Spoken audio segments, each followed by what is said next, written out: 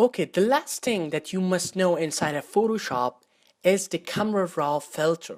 Okay, if you're a photographer and use Photoshop to create and adjust your photos, this tool is very important for you.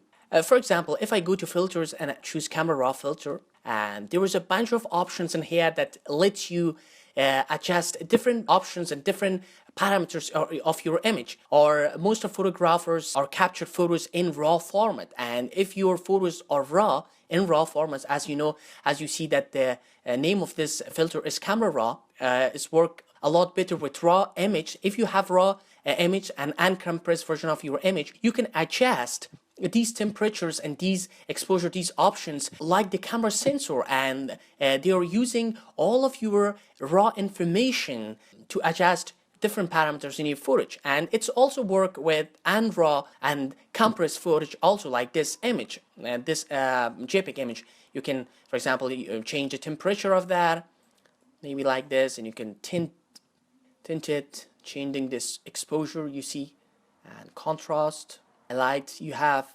shadows to control the amount of shadow on your image, and whites. You have black, and also clarity of your image, blurring and sharpening. And there's a bunch of other parameters like curviness, like amount of sharpness, and different convert to grayscale, and different other lens correction you have. You can correct the lens if you have distortion, lens distortion, for example. You can use white. If you have used a white angle lenses, you can correct the lenses and change the chromatic operations and these kind of photographic stuffs. And here you can use different parameters, for example, navigating to different area of your image like this, toolbars, and you can eyedrop a white balance tool in here. You can eyedrop a color, and then that color is applied as a white balance. For example, if I click in here, you see that the whole image white balance are set up according to that color that I've been selected on my image. And I can change the target adjustment. For example, you can use different parameters, for example, creating an adjustment in here in just one part of your image.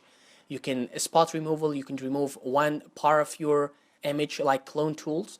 And here if I select, and it's good, it's not bad. And different other shapes, you can add graduated filters like this to add filter just in one area of your image. And it's very cool. There's a lot of things, there's a lot of options in camera raw filters that you have to know, and I just overview briefly to this camera raw filter. Okay, hope you enjoyed from this class, and the tools that I have shown you in this class are very briefly overview to them. I just overview them very briefly, and you can find other tutorials about specific tools that I have shown you in this class on other tutorials. And don't forget to put reviews and check out other Polygon Motion classes on Skillshare. My name is Ichi Shade from Polygon Motion, and see you guys next time.